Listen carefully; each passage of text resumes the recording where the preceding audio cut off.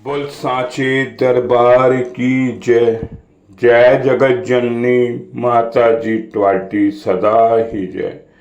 बोल मेरे दिलवारी सरकार की जय। सिया राम सिया राम सिया राम। साथ संगत जी, जिंदगी जिनके पास अपने हैं वो अपनों से ही झगड़ते हैं। जिसका कोई नहीं है वो अपने को तरसते हैं। कल ना हम रहेंगे ना कोई गिला रहेगी, सिलसिला होगा जो लंबे चले हैं मिलकर कुछ पल। जिंदगी कब क्या हो जाए किसी को पता नहीं। साथ संगत जी, इस दुनिया पे आए हैं, मनुष्य का जीवन पाए हैं तो मनुष्य को यही मिट्टी पे चले जाना है। जैसे कुम्हार अपनी मिट्टी को गला गला कर एक मूर्ति बनाता है और उस मूर्ति को भी संगत जी हमें भी उसी मिट्टी पे मिल जाना होता है, क्योंकि हमारा शरीर 5 तत्वों से बना है और अंतिम समय संगत जी हमें अपने मिट्टी पे ही जाना।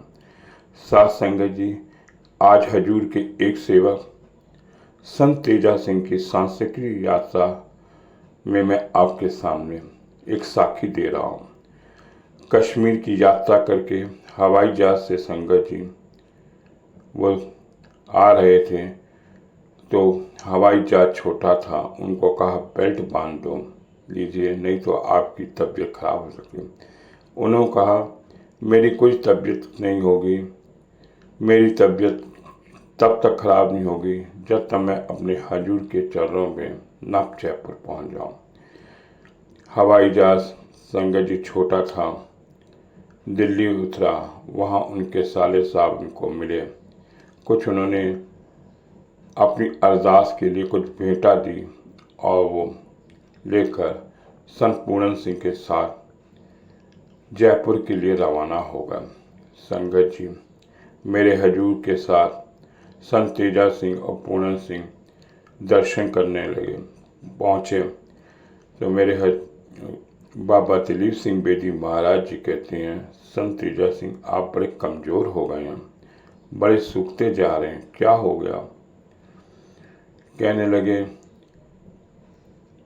पेशाब में खून आता है। अच्छा।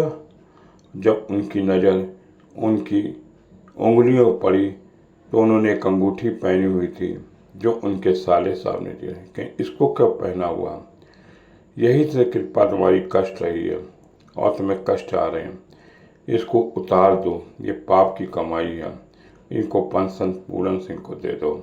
और उन्होंने उसको अंगूठी उतरवा दी और उन्होंने पूरन सिंह। फिर थोड़ी देर बाद संत तेजा सिंह पेशाब करने गए तो उनके खून आना बंद हो गया। तब हजूर बाबा दिलीप सिंह बेदी महाराज जी कहते हैं अब मैं ठीक हूँ, मेरा खून पेशाब में आना बंद हो गया क्योंकि तूने अब अंगूठी उतार दी। संगत जी, संत तेजा सिंह का अंतिम समय आ चुका था और ये मेरे हजूर बाबा दिलीप सिंह बेदी महाराज जी जानते थे। पूरन सिंह को कहते हैं कि सुबह 10 बजे ये सांस्कृतिक यात्रा पर चले जाएंगे, इस यात्रा को छोड़ के, और इस यात्रा को छोड़ के चले जाएंगे। सुबह का समय आया, मेरे हजूर बाबा दिलीप सिंह बेदी महाराज जी ने संत तेजा सिंह की पत्नी को बाजार भेज दिया और पूरन सिंह को अपने पास रखा। समय नज़दीक आ रहा था। बाबा जी तेजा सिंह से पूछते हैं कि लेटे हुए थे, तबीयत ढीली थी, आपको क्या दिखाई दे रहा है, आंखें उनके देखो। तो देखा, उन्होंने कहा मुझे गांव में एक धोबी दिखाई दे रहा। कहते हैं इतनी सिमरन की तूने, इतना हजूर को जाना और तुझे धोबी दिखाई दे रहा है। बड़ा ही आश्चर्य हुआ।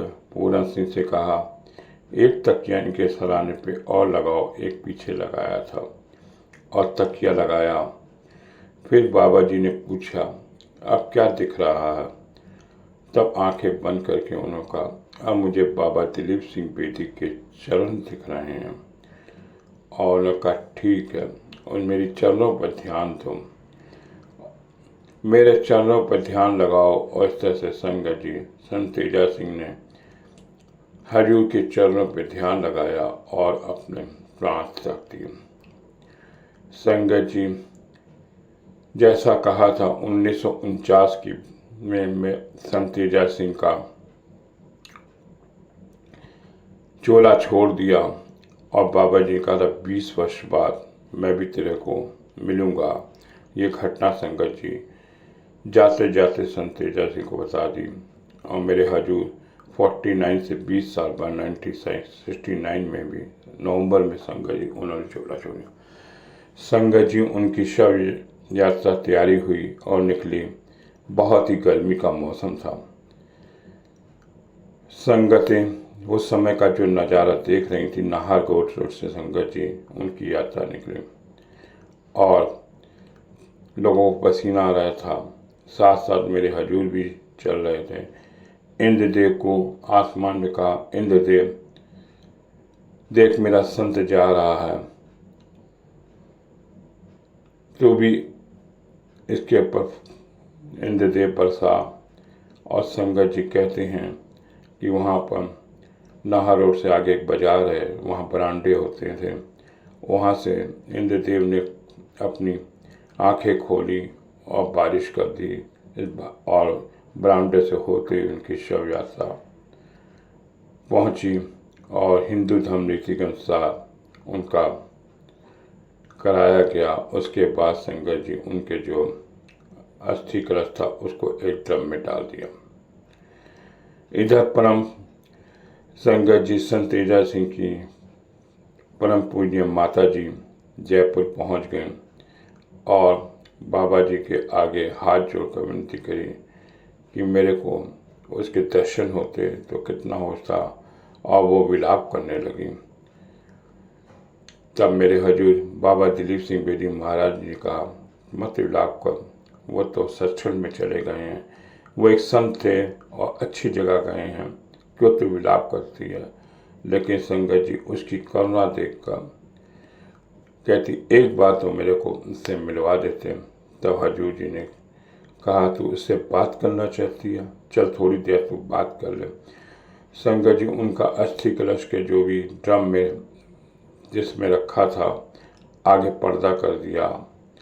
पर्दा करने के बाद मेरे हजूर बाबा दिलीप सिंह बेदी महाराज ने कहा, चल तू थोड़ी देर बात कर ले। उस अस्थियों से संगत जी उनकी माता जी ने कुछ बात करी, आवाज़ सुनाई दी और कहा कि मैं अब सुन लगा।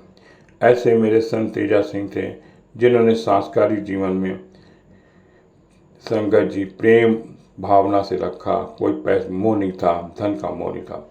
अगर मेरे हजूर बाबा दिलीप सिंह बेदी महाराज जी जब खटिया पर लेटते थे, संगत जी वो उनके साथ उल्टा लेटते थे और बहुत ही अच्छे सेवकों के रूप में मेरे संत जी रहे, जिन्होंने संगत जी अपनी सांस्कृतिक यात्रा 1949 में जयपुर के नाहर रोड पे संगत जी अंतिम सांस दी। उसके बाद मेरे हजूर बाबा दिलीप सिंह बेदी महाराज जी ने अपने संत जी को कह दिया था कि मैं 20 वर्ष बाद तुमको मिलूंगा, और इसके भविष्यवाणी करते हुए संगत जी 20 वर्ष बाद 8 नवंबर 1969 को मेरे हजूर बाबा दिलीप सिंह बेदी महाराज जी ने भी चोला छोड़ दिया। ऐसे संत जी का स्वभाव था कि संत जी ने पूरी जिंदगी अपने गुरु की सेवा करी। हम सब संगत जी वो पुराने गुरु सेवक थे, हम लोग नहीं कर सकते, क्योंकि हम लोग मन सांस्कृतिक मोह से छुटकारा ही नहीं मिलता हमारा। कहते हैं जैसे बादाम के पानी को भिगोकर रखते हैं और अपने आप उसका छिलका उतर जाता है, इसी तरह हम खुद को सुमरन रूपी पानी में भिगो कर रखेंगे तो देह रूप का छिलका अपने आप उतर जाएगा। और ऐसे ही संगत जी मेरे संत जी ने अपना छिलका उतार दिया था, अपना देह जो था वो हजूर के चरणों में रख दिया था, तभी संगत जी वो सचखंड में चले गए। बोल सांचे दरबार की जय। जय जगत जननी माता जी ट्वाटी सदा ही जय। बोल मेरे दिल वाली सरकार की जय। सिया राम सिया। बोल सांचे।